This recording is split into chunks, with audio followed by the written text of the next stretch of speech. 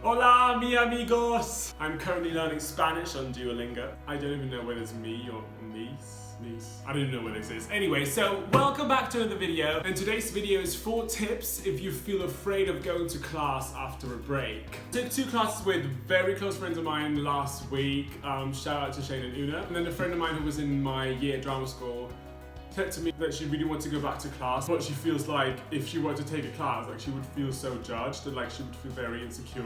And that's the reason why I'm making this video.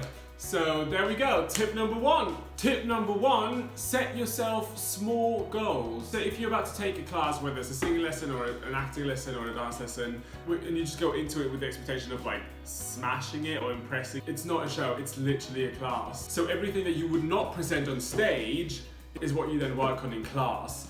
So set yourself small goals. If you do a dance lesson, work on a specific part of your body or like specific muscles that you want to like utilize more to be more on your leg or whatever. If you take a singing lesson, focus on the breath support, focus on the vowels, focus on, I don't know, the face that you're pulling when you're singing, which is also something we can work on sometimes.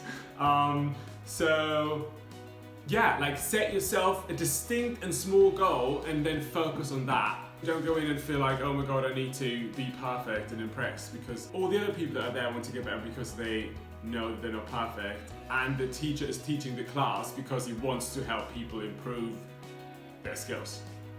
So set yourself a small goal and go to class. Tip number 2, and that's an amazing tip, go with friends. Just like everything else you do in life is much more fun with friends, and if you feel like there's something that you really need to improve on, find a friend that is working in the same industry as you that might want to take that class as well, and then BMS together. Or even, as I just said, set a goal together. I can't even tell you how much fun it is taking the class with close friends, and that might also give you that extra kick of, okay, like we're in this together, we are improving together, and just like drama school, like you're basically going towards the same direction together with people that you like. I also, to a certain extent, give you or create some sort of like safe space for you because you know there's someone that is having your back and that is supporting you. Tip number 3, and that's not so much a tip as it is a fact, you are responsible for your own progress. Literally no one else is. Everyone's fighting their own battles, everyone's trying to succeed in whatever they're trying to do in life. If you miss out to be on top of it, you can't really blame anyone else. With that being said, I know times can be rough, I think everyone knows that, but at the end of the day, it's the consistency that matters. And if you're a very responsible person with other things in life, then maybe it actually helps you to like fully know and understand that this is also your responsibility, and that's why excuses like, oh, I feel like I can't do it, I don't want to do it, maybe not this week. Who are you sending these excuses to? Because it's not like there's someone else that is involved in this. It's just you. Tip number 4, and as always, that's the most important one. Nobody cares. Literally no one cares. Try to think back when you were in class. How much did you, after the class, remember about the other people's skills and abilities? The vast majority does not go to class in order to judge anyone. If anything, they support you. So when I took a stretching class with my 2 friends last week, we even had to do partner stuff.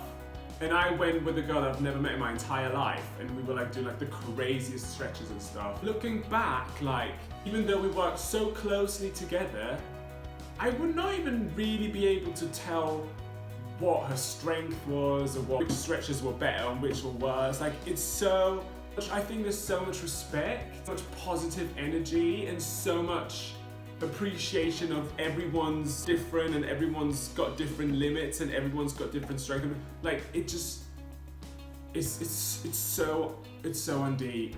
No one's paying 11 quid to go to class and watch you for 1.5 hours and trying to figure out what your weaknesses are.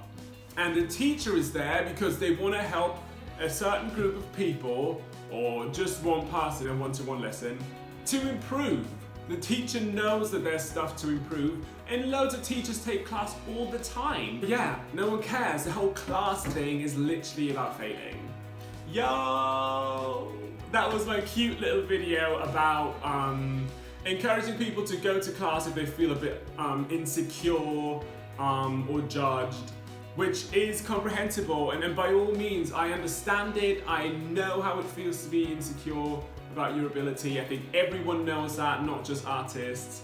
But yeah, all I can say is I would doubt, no matter how insecure you are, you would leave a class being, oh, I would have rather stayed at home. So with that being said, book your next class wherever, book your next singing lesson, book your next dance class, book your next acting lesson, and keep it up, live it up, and don't forget that in 400 years no one's gonna give a what you did, so you might as well just have a nice life.